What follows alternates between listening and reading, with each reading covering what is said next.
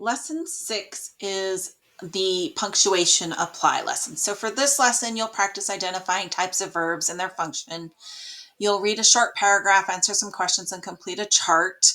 It's a good idea to do these practice writing responses to the open response level 1 and level 2 prompts that are in this lesson using the RACES strategy, right? Restate the question, answer it, cite your evidence, explain how that evidence connects back, and then sum up the your closing. Okay, and so basically, you want to make sure that any open response question that you answer, that you are using the RACES strategy, and that's pretty much from this point on. You just want to do that. It's standard.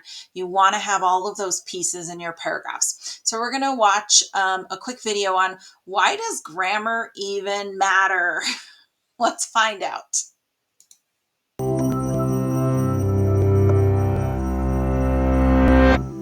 You're telling a friend an amazing story, and you just get to the best part when suddenly he interrupts. The alien and I, not me and the alien. Most of us would probably be annoyed, but aside from the rude interruption, does your friend have a point? Was your sentence actually grammatically incorrect? And if he still understood it, why does it even matter? From the point of view of linguistics, grammar is a set of patterns for how words are put together to form phrases or clauses, whether spoken or in writing. Different languages have different patterns. In English, the subject normally comes first, followed by the verb and then the object, while in Japanese and many other languages, the order is subject, object, verb.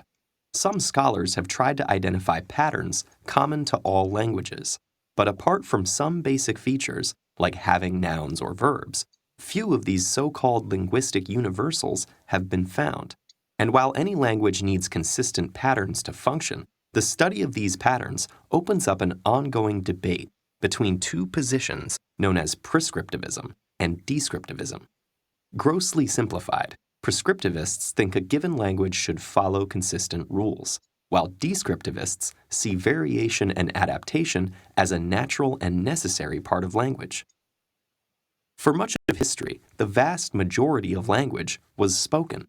But as people became more interconnected and writing gained importance, written language was standardized to allow broader communication and ensure that people in different parts of a realm could understand each other.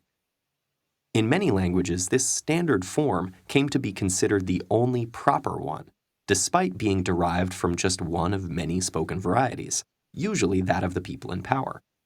Language purists worked to establish and propagate this standard by detailing a set of rules that reflected the established grammar of their times.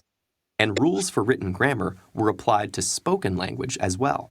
Speech patterns that deviated from the written rules were considered corruptions, or signs of low social status, and many people who had grown up speaking in these ways were forced to adopt the standardized form. More recently, however, linguists have understood that speech is a separate phenomenon from writing, with its own regularities and patterns. Most of us learn to speak at such an early age that we don't even remember it. We form our spoken repertoire through unconscious habits, not memorized rules. And because speech also uses mood and intonation for meaning, its structure is often more flexible, adapting to the needs of speakers and listeners. This could mean avoiding complex clauses that are hard to parse in real time, making changes to avoid awkward pronunciation, or removing sounds to make speech faster. The linguistic approach that tries to understand and map such differences without dictating correct ones is known as descriptivism. Rather than deciding how language should be used, it describes how people actually use it and tracks the innovations they come up with in the process. But while the debate between prescriptivism and descriptivism continues, the two are not mutually exclusive.